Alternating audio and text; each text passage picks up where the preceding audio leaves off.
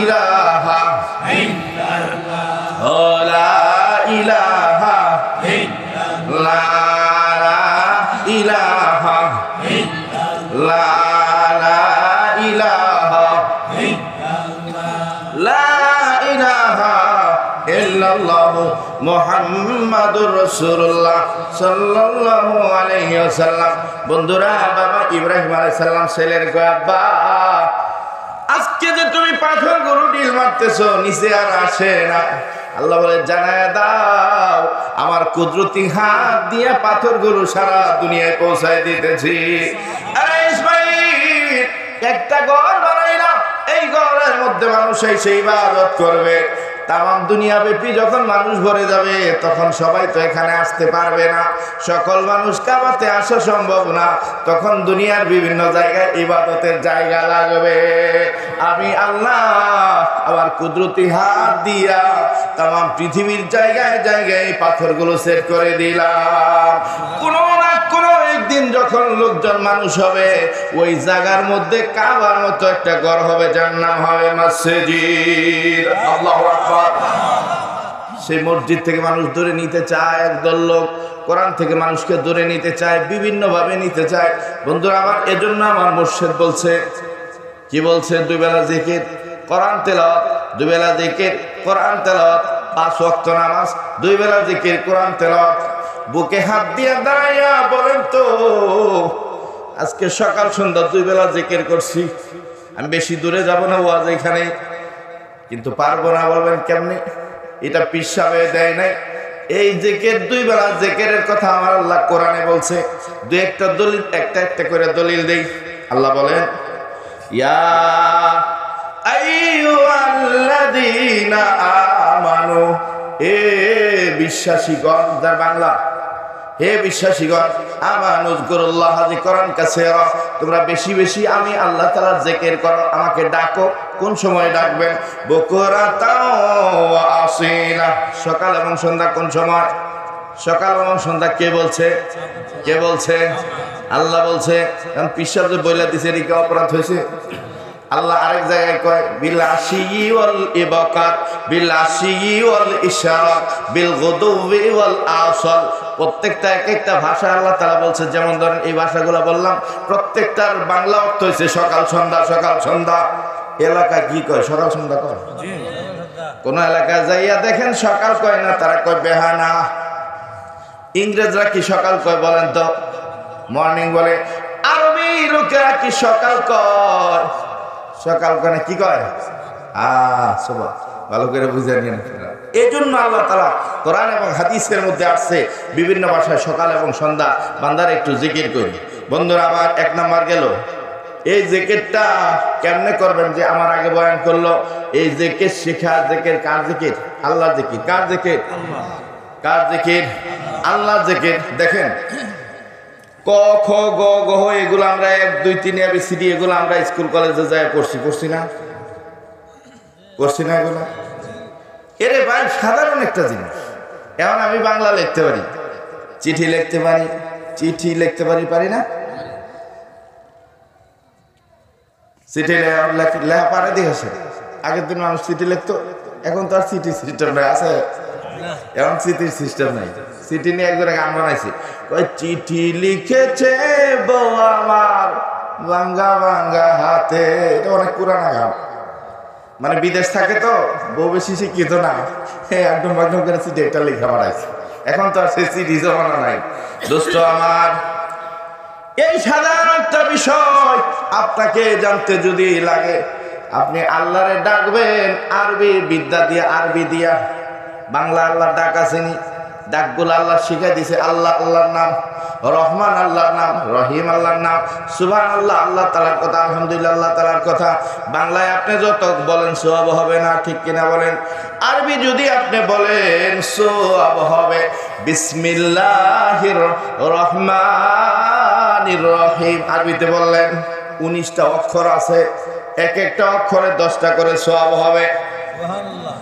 এই বিসমিল্লাহ যদি আমল করে, এই ব্যক্তি মারা যাওয়ার পর থেকে শুরু করে জান্নাত পর্যন্ত কোনো জায়গায় আটকাবে না। এজন্য আমার পীরে বারবার গেলেই দেখবেন বিসমিল্লাহর আমল দেয়, লা হাওলার আমল দেয়। আমি আমার এই কান দিয়া কম পক্ষে কয়েক হাজার বার শুনেছি। আপনি কয়দিন দিচ্ছেন, আপনি কয়দিন পড়ছেন? এই জন্যই যাইতে বসে সেখানে, সব জায়গায় যাইতে বলবো না। আমার আগে ওয়াজের মধ্যে বলে গেছে যে ওষুধ খাইয়া আমার উপকার হয়েছে সেটা আমার বলতে সমস্যা কি? বন্ধুরে, যতই আপনি আমার যাই কিছু করেন না কেন, আমি সত্য কথা বুঝে বললাম রোগী। দাঁড়ান তো, এখন দাঁড়ায় বলবেন আজকে কোরআন শরীফ তেলাওয়াত করছি। আমার পীরে হুকুম দিছে আমার মুরিদ যারা 2 বেলা কোরআন শরীফ তেলাওয়াত করবা। কইছে কি কইছে না? সূরা হাসর কে কে কোরআন থেকে তেলাওয়াত করছেন হাত তোলেন দেখি। যারা পড়েন নাই কোরআন থেকে হাত তুলেন না অযথা, কারণ আল্লাহর কোরআন যারা পড়ছেন তারা হাত তোলেন। এই যে দেখেন চেহারা, আলহামদুলিল্লাহ প্রায় চেহারাগুলা কেউ হয়তো তবলিগে গেছে, নয়তো কেউ পীরে হক্কানি পীরের কাছে গেছে, আর বাকিরা আমরা বেরিয়েছি ভাইরে তোমার কবরে আমি যাবো না, এরা যাই এইটুক শুধু, এছাড়া আর কিছু না। তো এই জন্য মূল কথা হচ্ছে আমলগুলা শিখতে হবে। কি করতে হবে?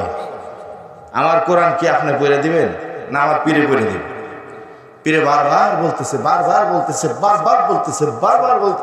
আমার মুরিদ যারা 2 বেলা জিকির, কোরআন তেলাওয়াত, 5 ওয়াক্ত নামাজ, দেখি কে ঠেকাইতে পারে। তার মানে কি দুনিয়া আখিরাত কোনো জায়গায় তার কোনো সমস্যা নাই, আল্লাহ পাক তার সমস্ত সমস্যার সমাধান করেছে। তাবলীগের ভাইরা দেখবেন বলে, হাদিসের মধ্যে আছে যে ব্যক্তি ইহতিমামের সাথে 5 ওয়াক্ত নামাজ জামাতের সাথে আদায় করবে, আল্লাহ তাআলা তাকে 5টা পুরস্কার দান করবে। 1 নাম্বার পুরস্কার, দুনিয়ার সমস্ত রিজিকের হয়রানি, হ্যাঁ আহাজারি, যত কষ্ট, উমুক তুমুক হইতেছে না, খাইতেছে না, পাইতেছি না, এটা না সেটা না, সব কিছু আল্লাহ তাআলার পক্ষ থেকে মিটাই দিবে। সুবহানাল্লাহ। কে বলছে? আল্লাহ বলছে, লা নাসআলুকা রিজকান নাহনু নারযুকুকা ওয়াল আকিবাতু লিত্তাকওয়া। এই কথাগুলো স্বয়ং আল্লাহ। কিন্তু দুঃখের বিষয় হচ্ছে আমরা এতটুকু যাইতে পারি না। একটু নি 2 পাতা পয়রা মৌলবী হওয়ার ঠেলা আছে ভাই। আমার পীরের 40 বছর পরে পিএইচডি ডক্টর অর্জন করে শিক্ষা দীক্ষা সাধনা করে পরে নামছে। এজন্য কোটি কোটি মানুষ তার পিছনে দৌড় দিচ্ছে। শিক্ষিত নাই, অশিক্ষিত নাই, মূর্খ যায় একবার দেখে আল্লাহ পাকের কোরআনের নূরের একটা পাওয়ার আছে না নাই, তার দেখলেই মানুষ পাগল হয়ে যায়। আমার গাজীপুর কাপাসিয়াতে গেছে ভাই, পুরা কাপাসিয়া বাজারটা হিন্দুদের, বড় বড় দোকানগুলো সব হিন্দুদের। তো আমার ভাইয়ের বাসায় যাবে, রওনা দিচ্ছে। তো সেই জায়গার মধ্যে আমি রিক্সা রেডি করা ছিল, তো উনি বললো যে রিক্সা উঠবো না, আমি হাইটা যাবো। হিন্দু সম্প্রদায়ের বড় বড় মানুষগুলো, কারণ গাজীপুর এটা আমরা জোর করে লেখি, কিন্তু এটার মূল নাম কি? জয়দেবপুর। কি নাম? জয়দেবপুর, হিন্দুদের আবাসস্থল। অনেক বড় বড় মানুষগুলা লাগা আমার পীরের দিকে তাকায় রয়েছে। বন্ধুরা আমার, এজন্য সত্য কথাগুলা বলে যাইতে, যদি না বলি এটা, কারণ এখানে টাকা আমি যদি ওয়াজ করি আমার টাকা 2টা বেশি বাড়াই দিব না আর কমাই দিব না। এজন্য দিনের দাওয়াত এটা। যারা যাই নাই আমি পায়ে ধরে অনুরোধ করব আপনি যাইবেন।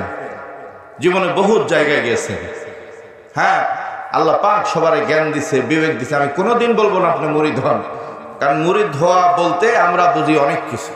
গরু নিয়ে যাইতে হয়, ছাগল নিয়ে যাইতে হয়, আওলা চাইল নিয়ে যাইতে হয়, অমুক নিয়ে যাইতে হয়, তমুক নিয়ে, এই সমস্ত কিছু মানিকগঞ্জ দরবারের মধ্যে নাই। মানিকগঞ্জ দরবারের মধ্যে আছে শিক্ষা। সেখানে গেলে আপনার কোরআন করতে হবে, সেখানে গেলে 2 বেলা জিকির করতে হবে, সেখানে গেলে ভণ্ডামি করা যাবে না, সেখানে গেলে মাজার পূজা করা যাবে না, সেখানে গেলে আপনি হক হালাল ভাবে চলতে হবে। আপনি হারাম কোনো জিনিস ভাবে চলতে পারবেন না, এটা পীরের করা নির্দেশ। আপনি হক হালাল ভাবে চলতে হবে। সকলেই বলি আলহামদুলিল্লাহ। এটাই তো বিষয় নাকি? এটা কি? তো এইভাবেই তো কবরে গেলে আলহামদুলিল্লাহ। অনেকেই আমরা মাদ্রাসায় পড়ি নাই। এই যে ছাত্র, আমার সম্মানিত উস্তাদরা যে আমার আগে বয়ান করলো, কেউ 15 বছর 20 বছর পড়াশোনা কইরা ইসা কোরআন যায় না, হাদিস যায় না। আমার পীরে বলছে যারা কোরআন পড়ছে, হাদিস পড়ছে, যাদের সিনাতে আল্লাহর কোরআন আছে, আল্লাহ পাক আল্লাহর কোরআন, আল্লাহর কোরআন, আল্লাহর কোরআন, আল্লাহর কালাম তার সিনার মধ্যে আছে, কোরআনের উসিলা করে এই লোকটা মাপ পেয়ে যায়। তুমি আমি কি জানি, আল্লাহরে ডাকি জিকির করি, হতে পারে আল্লাহ পাক মাফ করে দিতে পারে। হিসাবটা বলছেন। এজন্য আমার পীরে বলছে আলেম ব্যক্তিদের সম্মান করবা, আলেম ব্যক্তিদের সাথে খালি হাতে দেখা করা তাদের সাথে জায়েজ না। সুন্নত অনুযায়ী আল্লাহ রাসূলের সুন্নত কোনো কিছু হাদিয়া প্রদান করবেন তাদেরকে। এজন্য এটা আমার অনেক লোকেরা চিন্তা করে। বন্ধুরা আমার, আল্লাহ তুমি যত বড় বাউল শিল্পী হও না কেন, সে আল্লাহর কোরআনের শিল্পী হয়েছে। তুমি বাউল গান কেন বানাইছ? কোন নবীর হয়ে গেছে? তোমার সম্মান করি, সমস্যা নাই, কিন্তু বুঝতে হবে কোরআনকে সর্বোচ্চ উপরে রাখতে হবে। আল্লাহর কোরআন এবং হাদিসকে যে উপরে রাখবে সে আল্লাহ পাক তাকে খুশি হয়ে জান্নাত দিবে। সুবহানাল্লাহ। কোরআন শিখাও ছেলে মেয়েকে, ও হে মুসলমান, জান কবজের কালে তোমার হইবে রে আসান, হইবে রে আসান। একটি ছেলে আলেম হলে পড়বে কোরআন মৃত্যু কালে, কবরের আযাব তোমার হবে না কোয়াব। চিৎকার দিয়ে বলেন আল্লাহু আকবার। সবাই আমরা চাই আমাদের সন্তান যেন আলেম হয়, হাফেজ হয়। সবাই জানি না, জানি, কিন্তু পারি না কেন রে ভাই? আমি যে সমাজ থেকে দূরে, এমন সমাজের জন্য আল্লাহ বলছে কুনু মা'আস সাদিকিন। কোন আজকে যদি আপনি ইংরেজি শিখতে আসেন ভাই, আপনি আমার সাথে ঘুরলে ইংরেজি বুঝতে পারবেন না, কারণ আমি আমার চলন সই ইংরেজি জানি, আর চেয়ে বেশি জানি না। ইংরেজি শিখতে হলে স্যারদের কাছে যাইতে হবে, স্যার আপনাকে শিখাইবে। হ্যাঁ, গ্রামার কাকে বলে, সেন্টেন্স কাকে বলে, হ্যাঁ, ভার্ব কাকে বলে, নাউন কারে কয়, আর্টিকেল কারে কয়, টেন্স কারে কয়, এগুলা শিখাবে আপনারে। শিখায় তারপরে দেখবেন এমন আপনার ইংরেজি শিখাই দেব, two contradictory proposition two at a time one must be false. সুবহানাল্লাহ। বন্ধুরা আমার যিনি পীর, ইনি অনেক মানুষে বলে শ্রেষ্ঠ আল্লাহর ওলি। কেন? যিনি যুগের শ্রেষ্ঠ আল্লাহর ওলি হবে, আল্লাহ পাক তাকে সব ধরনের বিদ্যা দিবে। সুবহানাল্লাহ। ওনার সাথে ইংরেজি কয়ে কোন জেনারেল মানুষ ঠকে যায়। মানিকগঞ্জের এত বড় বড় কলেজের প্রফেসর চুপ করে মাথার নিচে দিয়ে বই থাকে। এটা সাধারণ জিনিস না, এটা আধ্যাত্মিক পাওয়ার। সুবহানাল্লাহ। আপনি সেই পাওয়ারের কাছে গেলে আপনিও পাওয়ার হয়ে যাবে। তো বন্ধুরা আমার, এজন্য সেই সাধনাগুলা কি দিছে? জিকির দিছে। জিকির করো কেমনে? জিকির তো আমরা সবাই করি, সবাই আমরা মুসলমান, আল্লাহরে ডাকি না? দেখেন, খেয়াল করে দেখেন। আমার শায়েখ বলছে তুমি যখন জিকির করবা চোখ বন্ধ করবা, মুরাকাবায় আসবা। চোখ বন্ধ করে মুরাকাবা আসিয়া খেয়াল করবা আল্লাহ আমার দিকে চাই রয়েছে, আমিও আল্লাহর দিকে চাই রয়েছি। এই খেয়াল দেন করিয়া এখন তুমি তাসবিহ হাতে নিয়ে আল্লাহর ডাকা শুরু করবা। সুবহানাল্লাহ, সুবহানাল্লাহ, সুবহানাল্লাহ, সুবহানাল্লাহ। একটা করে ডাকবা, 100 বার ডাকবেন। আলহামদুলিল্লাহ 100 বার, আল্লাহু আকবার 100 বার, লা ইলাহা ইল্লাল্লাহ 100 বার। কোন সাহসী কোন জওয়ান যদি থাকেন, কোন সাহসী মানুষ যদি থাকেন, হ্যাঁ, কোন ব্যক্তি যদি থাকেন, আপনি আমার সাথে চ্যালেঞ্জের মোকাবেলা আসতে পারেন। মানিকগঞ্জের আল্লাহর কুতুব এই 4টা কথা দিয়ে চ্যালেঞ্জ করে কোটি কোটি মানুষকে জড়ো করে ফেলেছে। সুবহানাল্লাহ। কোরআন পড়ছো মৌলবী, সাত বুঝো নাই, নামাজ পড়ো মজা জানো না, শুধু পড়ছোই। সুম্মাস্তাওয়া ইলা সামাই ফাসাওয়াহুন্না সাবআ সামাওয়াতি, তোমার মাথার উপর 7টা আসমান আছে, শুধুমাত্র পড়ছোই, কিন্তু দেখো নাই। কিন্তু একটু সাধনা যদি করতা তাহলে অনেক কিছু দেখা যাইত। সুবহানাল্লাহ। কোরআন সত্য, হাদিস সত্য, আল্লাহ সত্য, রসুল সত্য, তোমার কাছে রসুলের সাথে। এজন্য আমার আগে বয়ান করছে রসুলের প্রেম। ততক্ষণ পর্যন্ত আপনার ভিতরে রসুলের প্রেম আসবে না যতক্ষণ না একজন প্রেমিকের সাথে আপনি না থাকেন। সুবহানাল্লাহ। ততক্ষণ পর্যন্ত আপনি আল্লাহর পাগল হইতে পারবেন না যতক্ষণ না একজন মানুষ আল্লাহর পাগলের সাথে না থাকে। সুবহানাল্লাহ। তো এজন্য আমরা চেষ্টা করব। আমার মুর্শিদ বলছে এই ধ্যান করে তুমি ডাকবা, ডাকতে ডাকতে দেখবেন আপনার অবস্থা পরিবর্তন হয়ে যাইতেছে। দুনিয়ার সব মুসলমানরা দুরূদ পড়ে, কিন্তু আপনি যখন দুরূদ পড়বেন, আল্লাহর ওলিদের দুরূদ আর সাধারণ মানুষদের দুরূদ পড়া ব্যবধান কেন? আমার মুর্শিদ বলছে তুমি যখন দুরূদ শরীফ পড়বা, সোনার মদিনার দিকে খেয়াল করে তুমি তখন পড়বা, সোনার মদিনা রসুলের দিকে খেয়াল করে দুরূদ শরীফ পড়বা, দেখবা এই ধ্যানে খেয়ালে পড়তে পড়তে কোন এক সময় হয়তো তুমি ওখানে যাইবা, নাই তো মদিনার নবী তোমার বাড়ি আসবে। সুবহানাল্লাহ। আমার পীরের ফ্যামিলি কেমন ফ্যামিলি দেখেন, আমি কিতাব থেকে বর্ণনা করতেছি। মানিকগঞ্জ যিনি প্রতিষ্ঠাতা আল্লাহর কুতুব, উনি যখন গর্বে পেটে, ওনার মায়ের নাম হচ্ছে মালেকা সিদ্দিকা। দুষ্ট আমার এত আল্লাহ ভক্ত পর্দাশীল আল্লাহওয়ালা ছিল ওনারা, যার কারণে সোনার মদিনা থেকে একটা লাইন তাদের কাজ করেছে। আল্লাহর ওলি যখন শুয়ে আছে গভীর রাত্রে, মা মালেকা সিদ্দিকা স্বপ্নে দেখে সোনার মদিনার নবীজি ওনার ঘরে এসে হাজির হয়েছে। ভালো করে বুঝবেন, খুব ভালো করে বুঝবেন, এটা অনেক অনেক ওজনের বিষয়। কে নবী আইছে ঘরে? আপনার আমার ঘরে আসেনি। সোনার মদিনার নবী ঘরে আইছে। কার ঘরে আইছে? কেমন, কার কাছে আমরা যাই? ঘরে আসছে, আসিয়া দেখা সাক্ষাৎ একজন ভক্ত যদি দেখে, আপনি যদি দেখেন মদিনার নবী আপনার ঘরে আইছে, তখন কেমন লাগবো?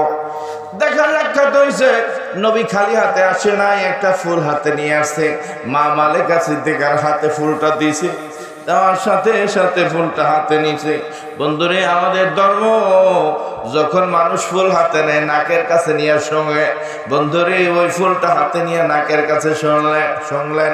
মা মালেকা সিদ্দিকা বলেন, আমি তাকে দেখি আমার শরীর থেকে লাল একটা আলো বের হয়ে সারা দুনিয়া আলোকিত হয়ে গেছে। ও বন্ধু আমার, রাত চলে যায়, সকালবেলা আমার মুর্শিদের যিনি বাবা, ওনার নাম নসিমুজ্জামান সিদ্দিকী। বন্ধুরে, তেরোশ্রী কলেজে প্রফেসরি করতেন উনি।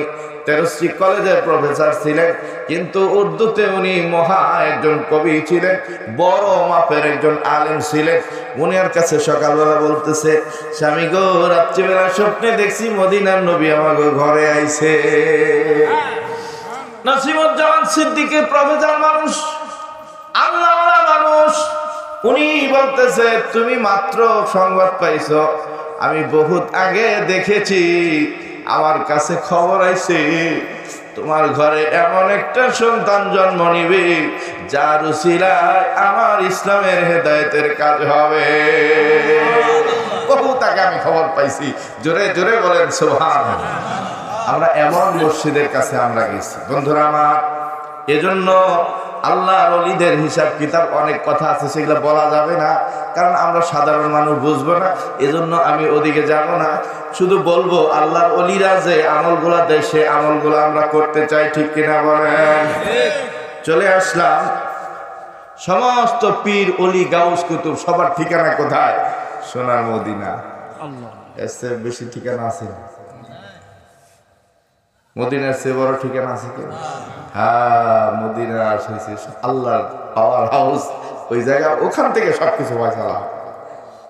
উনি এসে সর্বশ্রেষ্ঠ। এই ওনার কথা বলে আমি মনোযোগ দিয়ে দেব ইনশাআল্লাহ। সকলে মনোযোগ দেন। আল্লাহর নবীজি ওনার দুনিয়ার জমিনের মধ্যে সবচেয়ে আপনজন ব্যক্তির মধ্যে অন্যতম ব্যক্তি ছিল মা ফাতেমা, ঠিক কিনা বলেন? ছিল কি ছিল না? মা ফাতেমা জিবরিল আলাইহিস সালামকে চাচা বলে সম্বোধন করেছিল। জিবরিল আলাইহিস সালাম মন খারাপ অবস্থা। নবীজি জিজ্ঞেস করলেন, কেন গো জিবরিল, তোমার মন খারাপ? জিবরিল আলাইহিস সালাম বললেন, আপনার ফাতেমা আমার চাচা কইছে। নবীজি হাইসা দিলেন, তাহলে কি কইব আপনারে? কিতাবের মধ্যে আসছে, কি বলবে আপনাকে? জিবরিল আলাইহিস সালাম বললেন, আপনি কিছুদিন হয় দুনিয়াতে আসছেন, আর আল্লাহ পাক কত বছর আগে আমারে বানাইছে। বুঝতে পারেন? আল্লাহ নবী জিজ্ঞেস করলেন, এরে জিবরাইল, তোমার ডেট অফ বার্থ, জন্ম তারিখ মনে আসেনি? কত বছর আগে তুমি তৈরি হয়েছো?